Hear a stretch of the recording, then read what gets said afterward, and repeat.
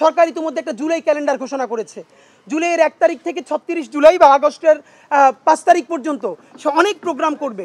এখানে দুই একটা জিনিস শুধু নোক্তা দিয়ে রাখা মনে করি। নাম্বার 1, সে এখানে এই জুলাইয়ের যত স্টেক হোল্ডার প্রায় সবাইকে নিয়ে বিভিন্নভাবে সেলিব্রেট করবে যে অমুকের স্মরণে। দেখেন এখানে একটা মুশকিল হলো, দেখলাম রিয়া গোপের নামে একটা প্রোগ্রাম আছে, এরকম বিভিন্ন সিগনিফিক্যান্ট শহীদের নামে।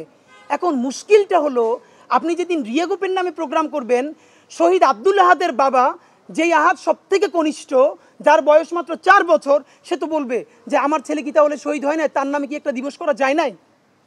আপনি যখন শহীদ আবু সাঈদের নামে একটা দিবস করবেন, তখন ওয়াসিমের পক্ষ থেকে বলা হবে একই তারিখে চট্টগ্রামে আমার সন্তান শহীদ হয়েছে, তাহলে কি তার নামটা নেওয়ার কোনো দরকার নাই? আমাদের ডকুমেন্টেড 1500-র বেশি শহীদ আছে, আপনি কার নামে করবেন? যার সাথে লিঙ্ক লবি বেশি বা যাকে নিয়ে আপনার পলিটিক্যাল ফায়দা বেশি তার নামে? সুতরাং আপনাদেরকে একটা মনে করাই দেই, এই জুলাই ক্যালেন্ডারের মধ্যে একটা প্রোগ্রাম রাখা হয়েছে যে নারী পুরুষ নির্বিশেষে এই আন্দোলনে তৃতীয় লিঙ্গের যাদের অবদান আছে। খুব ক্লিয়ার একটা কথা বলি, তৃতীয় লিঙ্গ বলতে আসলে ওরকম কোনো লিঙ্গ নাই। লিঙ্গ মানে বায়োলজিক্যাল লিঙ্গ। আমাদের বাংলাদেশে জনগোষ্ঠী 3টা, বায়োলজিক্যালি পুরুষ, নারী অথবা হিজড়া জনগোষ্ঠী, যারা আমাদের সমাজের মূলধারার অংশ। শাইনি চুলে এখন হবে সব হেয়ার স্টাইল। সিল্কোর দ্বিগুণ শাইনি চুল প্রতিদিন। আপনি বলবেন ঠিক আছে, পুরুষদের জন্য এটা, নারীদের জন্য এটা, ওকে। এই আন্দোলনে আমাদের হিজড়া জনগোষ্ঠীর ভাই বোনেরা কিভাবে কন্ট্রিবিউট করেছে আপনারা দেখেছেন, তাহলে আপনি ওখানে হিজড়া জনগোষ্ঠী লিখতে সমস্যা কি? আপনি সেটাকে কৌশলে যে তৃতীয় লিঙ্গ লিখছেন, এই তৃতীয় লিঙ্গের মধ্যে পরবর্তীতে যে আপনি এটাকে সফটলি সমকামিতাকে আপনি আস্তে আস্তে করে নিয়ে আসবেন, এটুকুন আমরা বুঝি।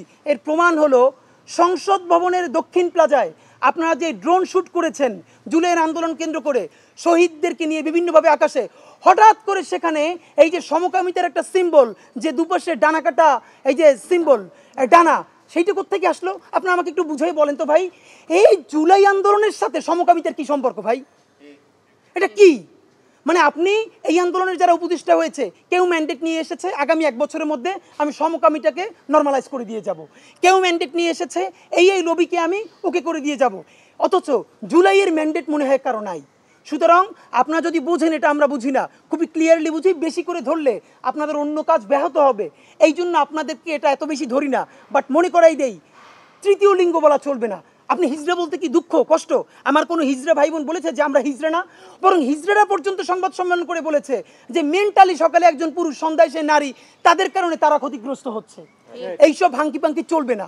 এই বাংলাদেশে বায়োলজিক্যাল সেক্স মানে পুরুষ, বায়োলজিক্যাল সেক্স মানে নারী, বায়োলজিক্যাল সেক্স মানে আমাদের হিজড়া ভাই বোনেরা। আপনি লেখেন হিজড়া জনগোষ্ঠীর অবদানকে কেন্দ্র করে তাদের ত্যাগকে মূল্যায়ন করে প্রোগ্রাম করবেন, কিন্তু এই তৃতীয় লিঙ্গে লেখা চলবে না।